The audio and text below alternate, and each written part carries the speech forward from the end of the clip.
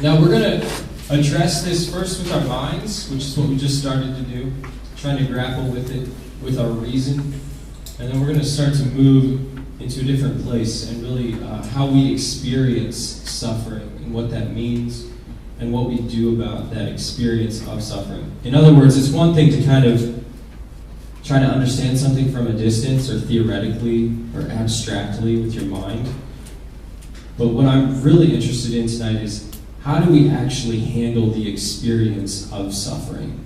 Okay, and we've all had experiences, each one of us, I'm sure, of people dying in our lives who are very close to us, people being overcome with some sort of terrible illness, people being paralyzed through a tragic accident, okay, the loneliness that results from a broken family relationship and things like that. So tonight we are dealing with something very real to most everyone in this room. And the hope will be that as we move through this topic, we can start to engage it from that very personal level. All right, so we're going to try to go pretty deep tonight. You ready for this? All right, here we go. The problem of evil. So, as we know, this is the line of questioning. If God is so good, why is his world so bad? If an all good, all wise, all loving, all just, all powerful God is running the show, why does he seem to be doing such a miserable job of it? This is coming from Peter Kraft. Some of you know him. He's a philosopher at Boston College. Why do bad things happen to good people? That's the question that always remains in the box. The church's response is that, yeah, this is a real, huge question. And the church totally understands that evil is real, okay?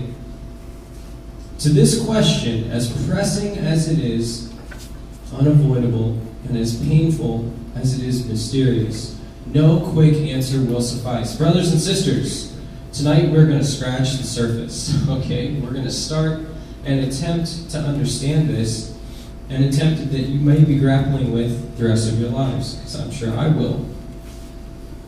This is a huge mystery. I love this last line that's in italics. There is not a single aspect of the Christian message that is not, in part, an answer to the question of evil. This is from the Catechism 309.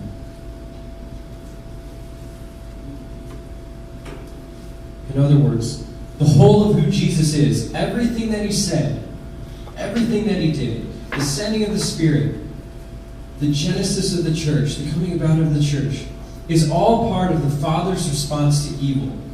So Christianity, brothers and sisters, is to, as a whole, is the response to this question of evil. So, first thing we're going to do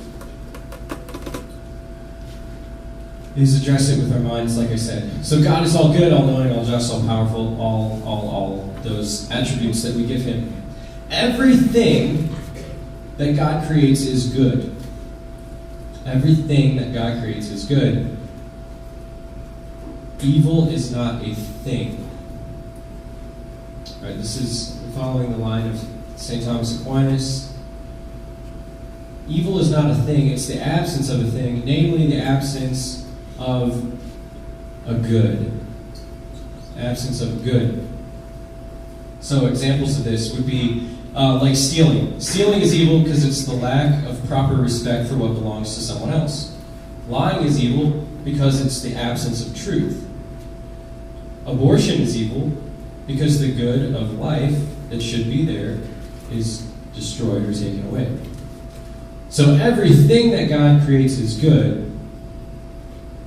Evil is not a thing. Hence, God does not directly create evil.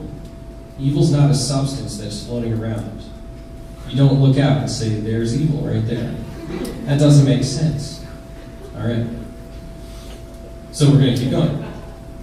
God created us out of love and for love, but true love must be free.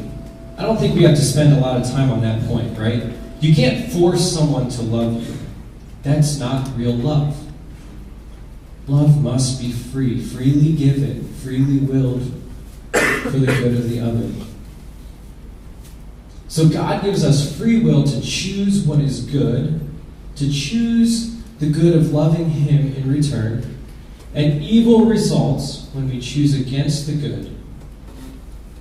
We could say that evil is misused power. So we have been given this power, this free will to choose what is good, and evil results when we misuse that power. God permits it, however, because he respects the freedom of his creatures and mysteriously knows how to derive good from it. Catechism 3:11. So God permits it because he respects our freedom.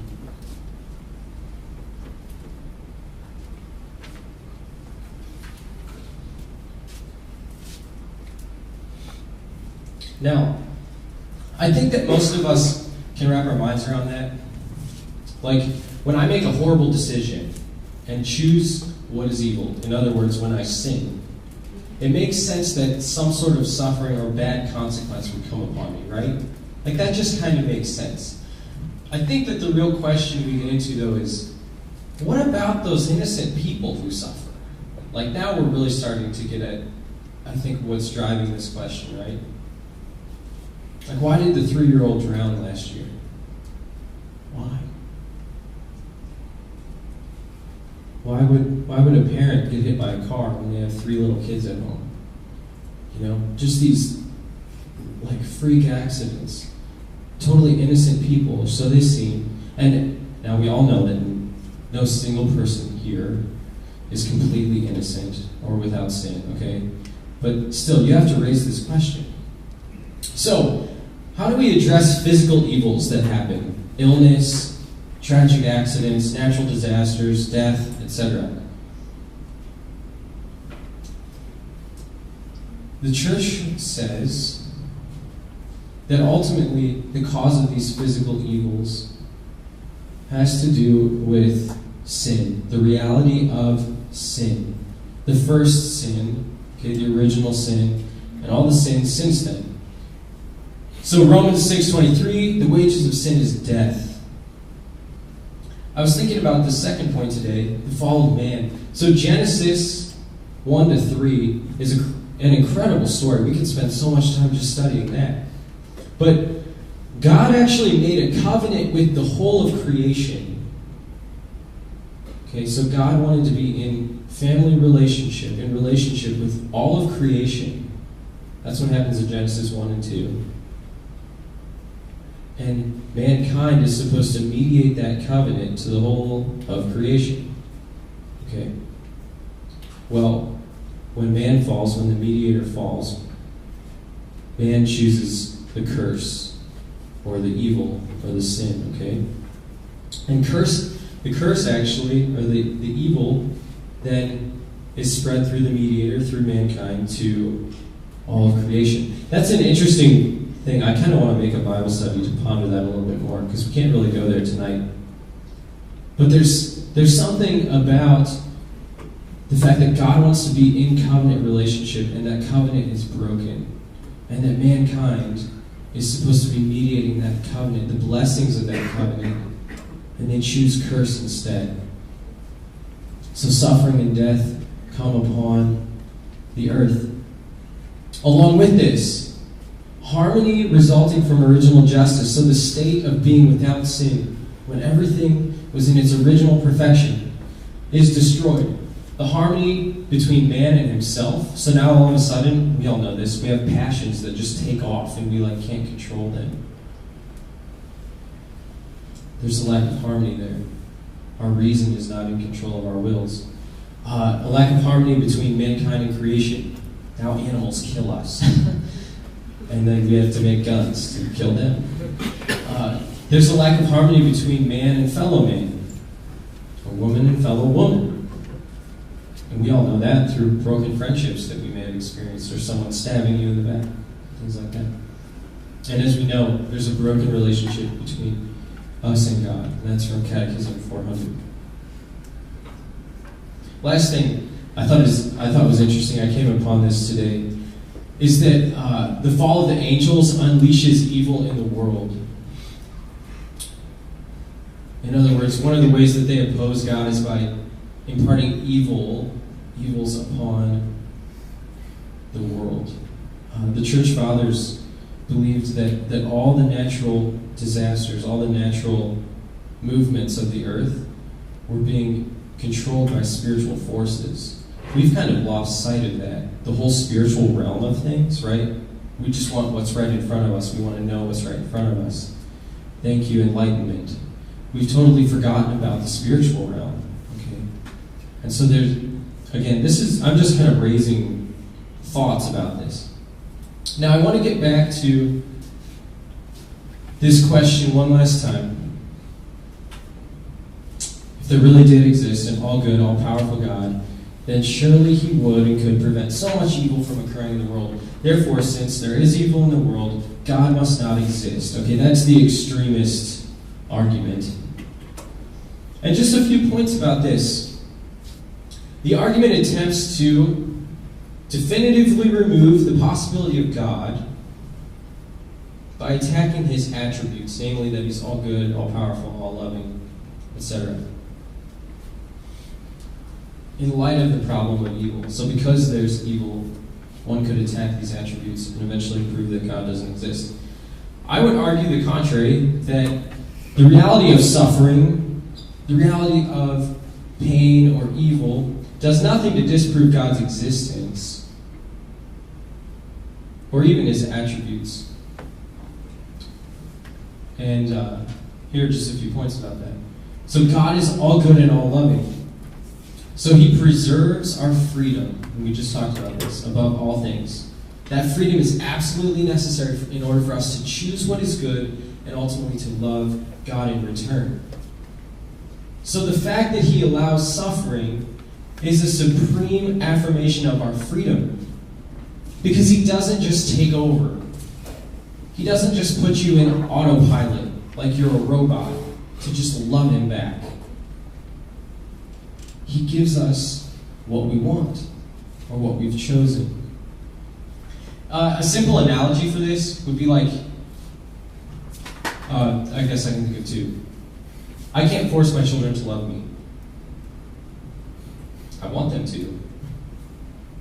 Even if I could, it wouldn't be satisfying if I forced my child to love me. Right? Another example would be that a good parent does not do his or her child's homework. He lets the kid suffer through doing the homework because it's good for the child. So just because a parent allows a child to suffer doesn't mean the parent is a bad parent. A parent's actually being a good parent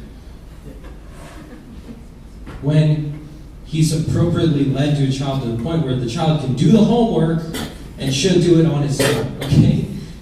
So, God could be good and allow suffering, just like a parent is good, in fact, when they allow a little bit of suffering for the child to work through in order to become a better math student.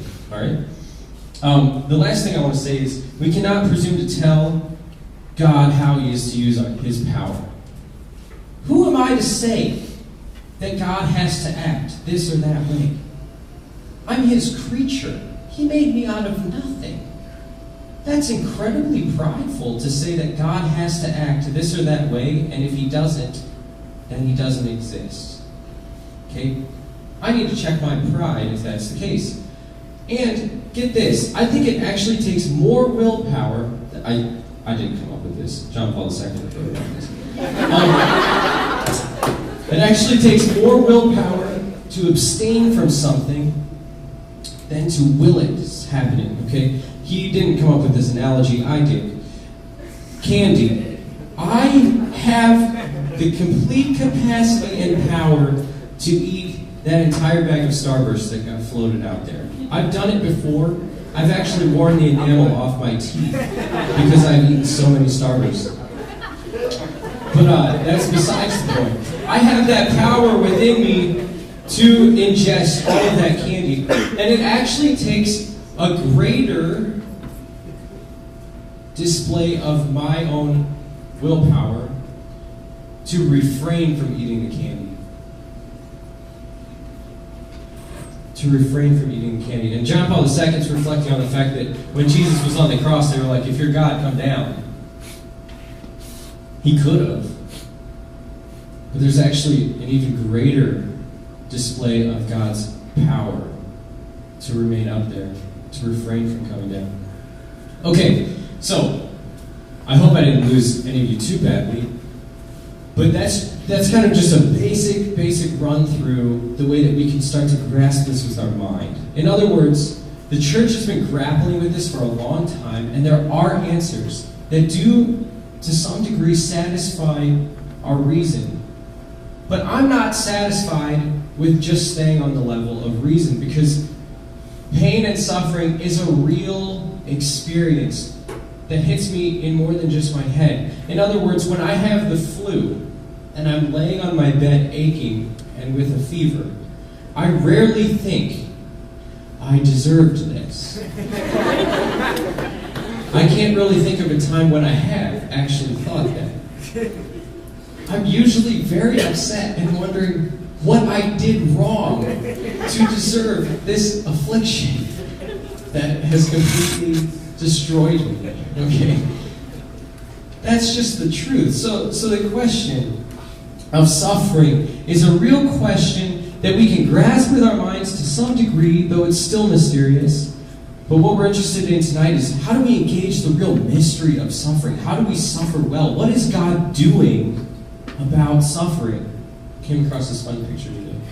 What is God doing about suffering? Some God of love you are. Why do you do this?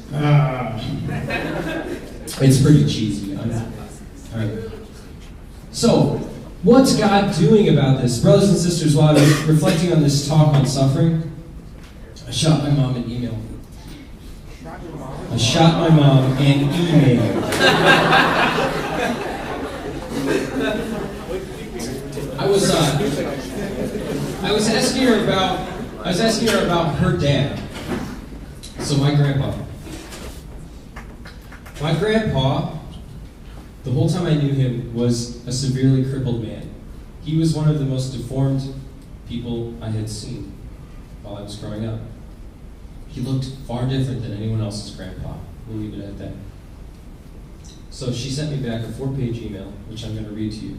I'm just kidding. I'm going to read parts of this because I think it's really helpful to try to get us into a frame of mind of what suffering is and what it does to people. Dad got sick in like 1970 or 71. He developed severe shoulder pain one evening after we'd been in the woods all day chopping wood. He also developed a wide red streak up his arm, which later he was told was probably an inflamed muscle from the severe start of the arthritis. That's what crippled my grandpa, arthritis. He was in excruciating pain that night and kept thinking that he overused his arm or his shoulder while he was chopping wood. He just kept rubbing it, but nothing mean or hateful toward God that night. I don't remember any of that. He was just crying late at night when he couldn't get it to stop. So, this is a grown man. My grandpa was like, he was a farmer. He's not a guy who would just start crying. That's, okay, I'll leave it there. So something serious, okay? I'd say he was mostly very upset that no one could diagnose him in this area. So no one could figure out what was wrong with him. The doctor put him on a ton of aspirin every day. Get this. He was up to 23 to 28 aspirin per day to try to take care of the pain. It eventually destroyed his stomach and did nothing to relieve the pain. My grandma told the doctor one day when she took the younger boys, my grandpa had 6 kids at home when this started to happen. Took the boys to the doctor. The doctor said they could do nothing about the pain. So she went home and told my grandpa about that. This is a really gut-wrenching part. Mom said he was out in the barn when she got home, when she told him that he'll just have to live with it. He sat down on a bale of straw and just cried and cried.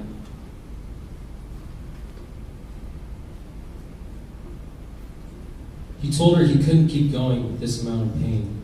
She sat with him for a long time. Then when he was more composed, she went into the house again.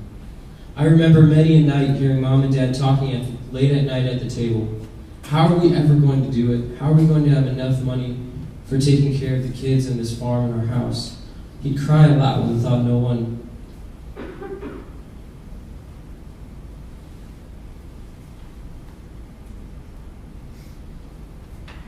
He'd cry a lot when he thought no one else knew it.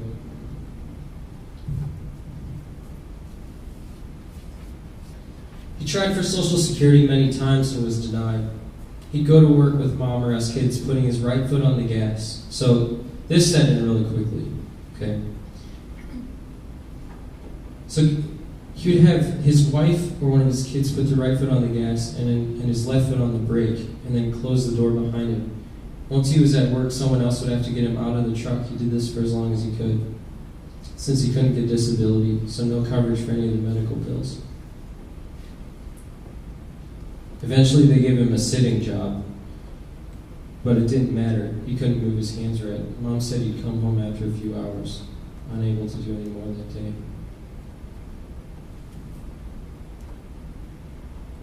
I remember he'd say how it hurt so much when people would give him the sign of peace at Mass and squeeze his hands too tightly, but he never refused a handshake.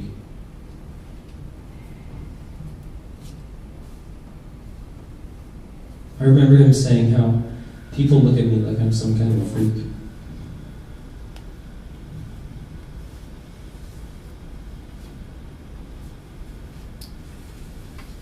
Now, there's a story in the Bible about a man who suffered much. His name was Job. How many of you have read Job? Good Job. It's a lot of you. That's good. So we know from the start that Job is blameless. He's innocent. And he's been blessed by God abundantly. God blessed Job abundantly. Well, the enemy, Satan, wants to test Job. Because Satan believes that Job only loves God, or only follows God, or only has faith in God because God has given him a lot of stuff. Many blessings. So God allows for this test to happen. This test. To prove that Job loves God for who he is. Satan takes practically everything away from Job, you might recall. He loses all his animals, his servants, and all his children. This is Job's reaction. Job arose and tore his cloak and cut off his hair. He fell to the ground and worshipped. What? That's ridiculous. He fell to the ground and worshipped. He said, "The Lord gave and the Lord has taken away. Blessed be the name of the Lord." So Satan's not satisfied. He asks God if he can do it again. The Lord just says you can't take his life. Satan attacks him the second time. Gives him sores all over his body so that he is barely noticeable. Satan's whole goal here is to get Job to curse God. To curse God and say that you don't exist. That's his whole goal. Job constantly maintains that he's innocent, and instead he laments his position in a very real way. In other words, when you read Job, if you read Job's words carefully, he's really honest with God. He's really honest with the Lord. It's a beautiful reminder that we're supposed to be honest in our prayer with the Lord. Even in the midst of suffering and pain, that we can turn to him as a loving Father and let him know how we're feeling. But remember that Job never curses God. He never loses faith. Right? And that's really crucial. I could read more from Job, but I don't want to right now because I think we get the point. And I think all of you have had enough experiences of suffering in your own life to know that suffering in many ways leaves us in this state of darkness and confusion. Like when you're in the midst of suffering, you don't know what's going on or how things are going to end up or if they're going to end up at all. It's just darkness and confusion and mystery. Right? Brothers and sisters, in the midst of Job's suffering, in the midst of the darkness and the confusion and the frustration and the pain, Job certainly wanted answers about why this was happening to him. But more than that, this suffering, this being made low, this being made humble, resulted in his desire for a companion, for someone to be there with him in his suffering. And I think the times that we've all suffered as well, that's what we really want, is someone to be there, to be present to us. In Job chapter 19, Job says, "For I know my Redeemer lives, and at last he will stand upon the earth. And after my skin has been thus destroyed," in other words, in the midst of all this suffering that is destroying me, "then from my flesh I shall see God, whom I shall see on my side, and my eyes shall behold." In the Psalms, the psalmist says, "I am just, let me see your face. When I awake, let me be filled with your presence. Hear my voice, Lord, when I call. Have mercy on me and answer me. Come, says my heart, seek his face. Your face, Lord, do I seek. Do not hide your face from me. Do not forsake me, God, my Savior." Brothers and sisters, what Job really wants, what the psalmist really wants, is someone to be there. Answers are one thing, and we certainly have our questions. But the real question is God here? Is God with me? At the end of the story, those of you who have read Job, you know that he does see God. He sees God in a whirlwind. And God never provides him with any reasons why he suffered. But Job is completely satisfied because he knows that God is with him. Brothers and sisters, in silence, please take your blindfolds off.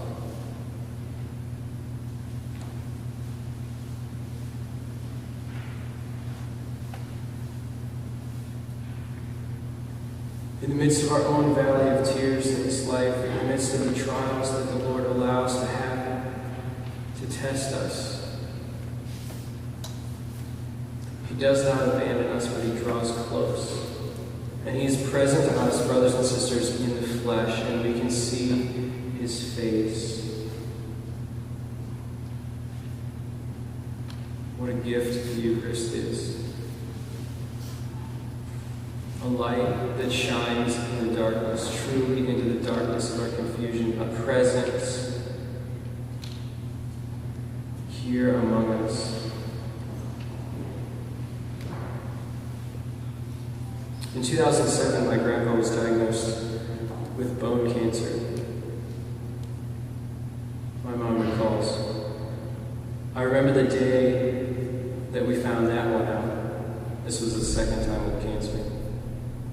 We left the x-ray department where the doctor told us it had spread into his bones. We went to the little chapel there at the hospital.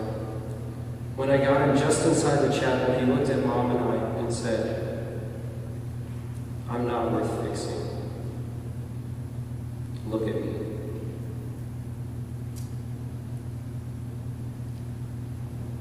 Brothers and sisters, this was a man who had been afflicted with a terrible illness for the majority of his life. Suffering is real. Suffering is real. He waved those crippled hands in front of my face and started to cry. I cried too, but pulled myself together to say, "Dad, we don't have to get real aggressive, but we can do something to help you through this." He said, no more. But then, Sister Agnes just showed up out of nowhere, looked at us, and knew that something wasn't right, and said, "Would you all like to receive the Blessed Sacrament to help you?"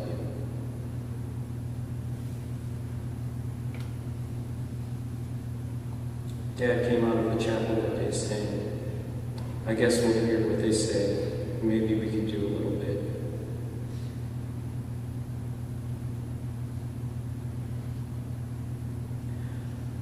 A few weeks before my grandpa passed away, my mom said that she walked back to check on him. At that point in time, we were staying with him basically all night long. I remember some of the most incredible nights of my life were actually spent sleeping at my grandpa's side in the chair while he was just a few days away from dying. And my mom said that she saw him kneeling next to his bed in prayer. A man who could hardly walk, a man who had been completely afflicted with cancer.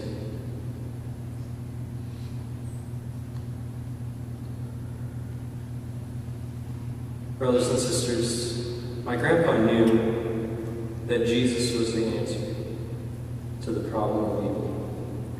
Jesus Christ is the answer to God's answer to the problem of evil. And he comes to us as a presence. He's here looking at you right now in the flesh, in the midst of whatever you're suffering with right now. He doesn't come as a thought, a philosophical insight, or a sympathy card. Not just a kind word, but he does something about suffering, brothers and sisters. He enters into it completely. Pope Benedict said, "It is not by sidestepping or fleeing from suffering that we are healed," and that's a real temptation, but rather by our capacity for accepting it, maturing through it, and finding meaning through what? The union with Christ, who suffered with infinite love. Brothers and sisters, he's entered fully into the darkness and the pain and even the death of our situation. He's experienced the worst of it. John Paul II said, "The crucified Christ is the proof of God's solidarity with man in his suffering. God places himself on the side of man in a radical way." And brothers and sisters, when we're in the midst of suffering, all of us know that it's confusion and darkness and uncertainty in many ways. And I just want to point out that it's really the beauty of the church that shines through in those moments. Just like when you were blindfolded a few minutes ago, the core team led you to Christ. And brothers and sisters, it's the same with the church. Leading us, always turning us, always bringing us, always showing us where Jesus is, where he's present, so that we can gaze upon him. Brothers and sisters, the last thing I want to say is that Jesus and the church are not a Band-Aid. We don't just slap the Jesus Band-Aid on our sufferings and put a smile on our face and walk away saying everything is okay. Suffering and pain are real. It's not just a cheap or easy fix so that we can go on living our distracted lives. It means entering deeply into communion with Christ on the cross. Pope Francis says this, "Faith is not a light which scatters all our darkness, but a lamp which guides our steps in the night and suffices for the journey. To those who suffer, God does not provide arguments which explain everything. Rather, his response is that of an accompanying presence, a history of goodness which touches every story of suffering and opens up a ray of light. In Christ, God himself wishes to share this path with us and to offer us his gaze so that we might see the light within it." Brothers and sisters, I think too often when we engage this question of why people suffer, we forget one very, very important thing. We can no longer ask, why God?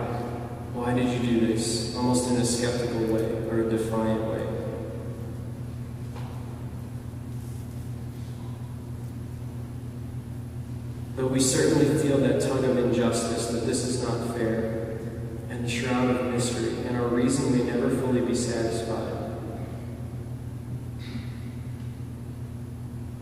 We cannot forget, brothers and sisters, that the fact of Christ, the fact of his presence happened in history, and that he entered fully into our condition. The fact of Christ and the cross means that Jesus is present within my circumstance and my suffering, that he's gone before me. So, brothers and sisters, the question we really need to begin asking in our own lives, in our own suffering, is not, God, why are you doing this?